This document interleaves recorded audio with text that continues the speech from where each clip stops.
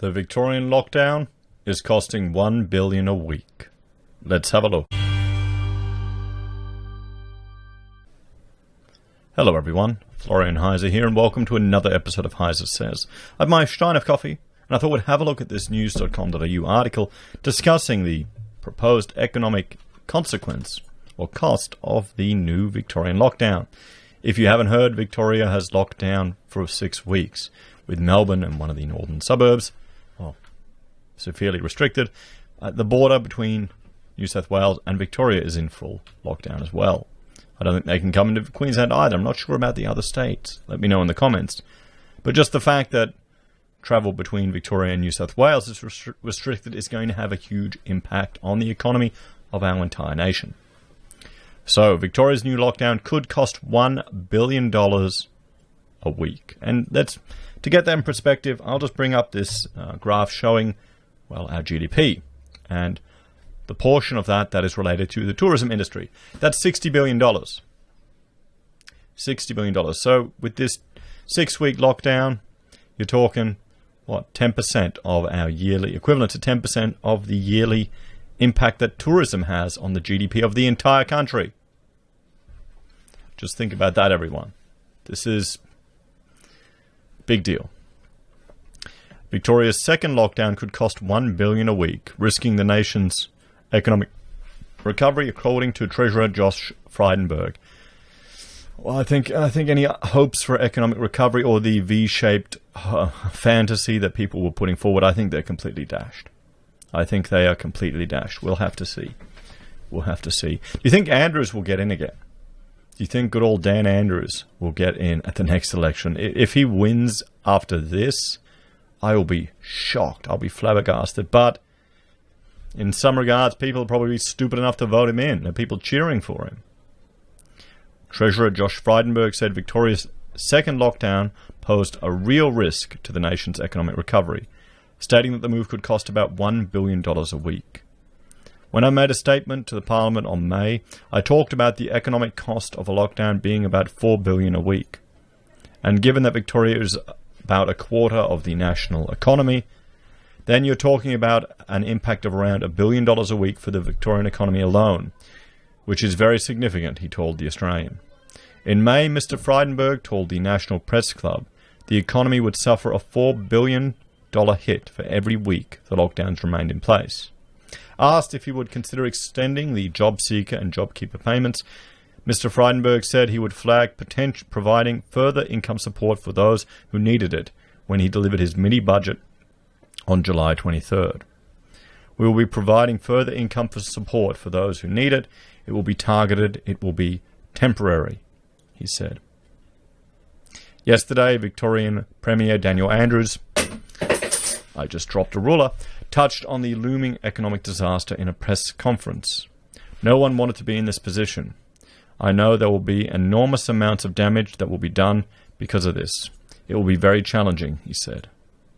He said he had spoken with Prime Minister Scott Morrison about potentially extending JobKeeper for Victorian residents. I mean, here we go. There's more calls for just government support and government handouts. And future generations are going to have to pay the debt back, one way or another. And I know all the MMT people think we won't have to. Historically, I don't agree with that. And the problem is a lot of people are using an incorrect definition of inflation.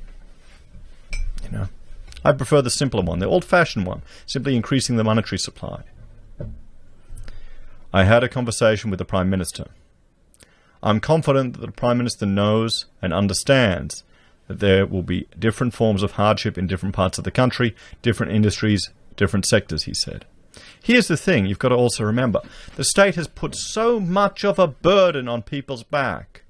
In some regards, it's not surprising that no one even thinks about people being independent enough to weather through a storm like this, through a disaster.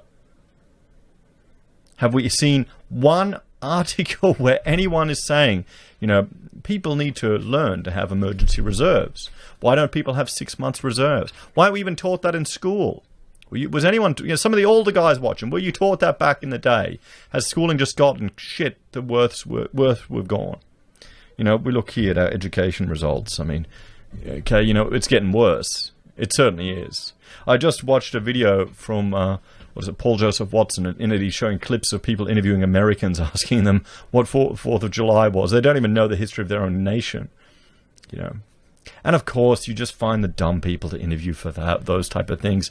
It makes us all feel good and it's entertaining, but still, I'm confident the Prime Minister knows that, and that he and his colleagues are looking to design whatever the next series of decisions that they make, whatever the new or different policy settings are. I think he's going to be guided by that hardship just as we are.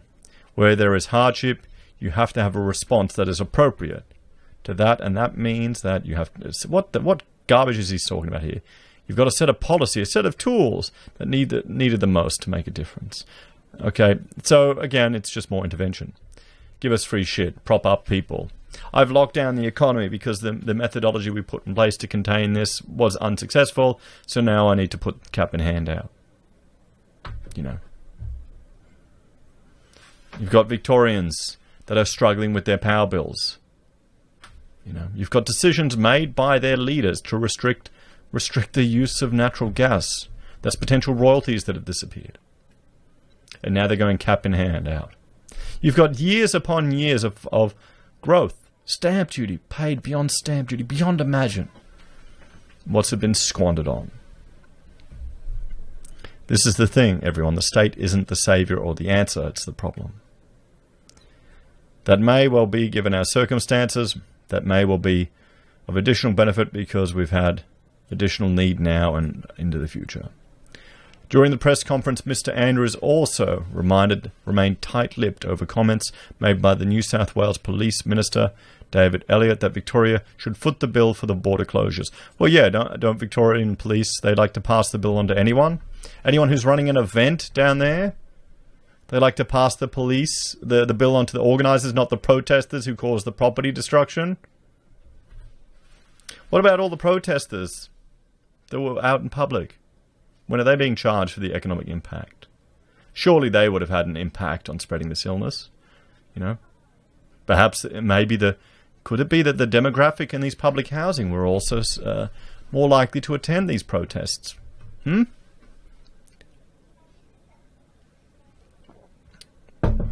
not mentioned, is it? Meanwhile, Commonwealth Bank economist Gareth Arad told the Australian Financial Review the Victorian lockdown would be a significant hit to the wider economy. Given the shutdown is expected to last 6 weeks, it could be expected to shave 1% off Q3 20 GDP, he said. Nearly 5 million residents of Greater Melbourne and the Mitchell Shire have entered a very different world, with a new 6-week lockdown set to come into effect. Premier Daniel Andrews reinstated stay-at-home restrictions across metropolitan Melbourne and Mitchell Shire to the north of the city to start from 11:59 p.m. on July 8th. So now Victoria, as I'm recording this, is in a police state. He announced 191 new cases of the illness on Thursday, including 154 under investigation. None of the cases were detected in returned travellers in hotel quarantine, in a worrying development showing the virus is established in the community. There are 772 active cases in Victoria, and 35 people are in hospital. 9 of those patients are in intensive care. The restricted areas, and I'll let you go through this list on your own. 2020 has not been the year any of us wanted, Mr. Andrews said when announcing the news. Cancelled events, plans on pause, uncertainty about what the future holds, and I guess that's why so many people want to pretend this is over. He stressed the stay-at-home direction applies to principal places of residence. This means no escaping to holiday homes, he said.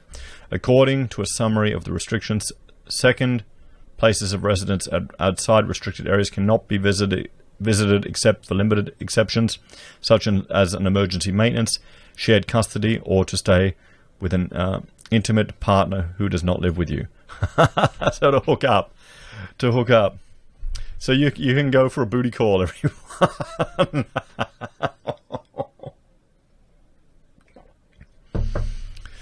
The state's chief, you hear about that, what is it, a British scientist or the public figure who was talking about the lockdown and then met up with his mistress? ignoring all of the things he said. It shows you some things find a way. Nature finds a way. The state's Chief Health Officer, Professor Brett Sutton, said Victorians have got 6 very difficult weeks ahead. The new directions are to continue until 11:59 on August 19th. See, I honestly think a lot of people just have stopped caring. I think a lot of people think, you know what, if I'm going to get it, I'm going to get it. They've stopped caring. And they're just going to go out there and deal with it. Because, I mean, let me know. How many of you would rather take your risk and be done and over with this garbage? How many people would roll the dice? You know, and maybe that's just my age, my demographic. I'm at a much lower risk than others. But I know a lot of old people that don't care either. That you know, that would roll the dice. Let me know your thoughts in the comments, everyone. I think that's what it is. I don't think it's people being selfish. I think just people are exhausted with it. No one in the impacted area is allowed to have private gatherings with visitors, and public gatherings are limited to 2 people or household members only. For people who live in regional Victoria, where case numbers remain low, current restrictions will remain the same for now, Andrews said. Regional Victorians cannot enter restricted areas except for necessary purposes. Necessary goods or services, work and education if necessary, medical care or compassionate reasons. The 4 reasons to leave home are to shop for food and other essentials, attend work or school, medical or caregiving, and exercise, though it must be inside the metropolitan area. And you can see, you can see here. And the question is this the result of actual increased activity of the illness in the community or increased testing? My understanding is they've just ramped up the testing significantly. So I hope, are we going to start doing antibody testing to see how many people have actually been infected? Because the argument is that the infection rate is much higher than people, and some people are getting it and recovering and some aren't. We'll have to see, everyone. We'll have to see. But, this V-shaped recovery isn't looking like anything other than a fantasy. As always, please let me know your thoughts and opinions in the comments below. Are you living in one of these lockdown suburbs? What's it like in the police state of Victoria? Will you be voting for Andrews at the next election? Or do you think he's a hero, keeping you all safe? As always, please like, share, and subscribe to the channel. If you're a fan and want to support the content we create here, there are a few ways you can. You can join the channel on YouTube or Patreon. You can support us via our affiliate links at Amazon, eBay, Independent Reserve, or Kucoin. You can buy our merch from HeiseSays, support us using Gold Pass, or via PayPal. Thanks, everyone. Have a great day, and stay safe.